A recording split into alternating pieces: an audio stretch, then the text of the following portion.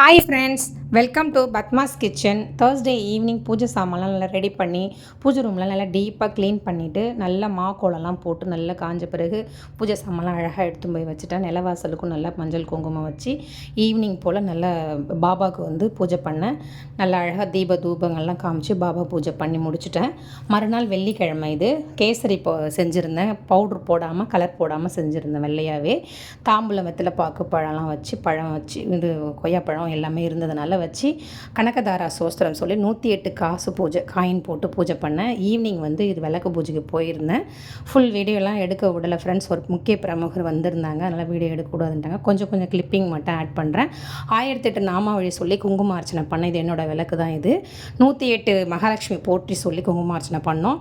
108 பொண்ணும் மெய்ப்பொருளும் தருவாய் போற்றி போகமும் திருவும் புணர்பாய் போற்றின்னு திருவிளக்கு போற்றி சொன்னோம்.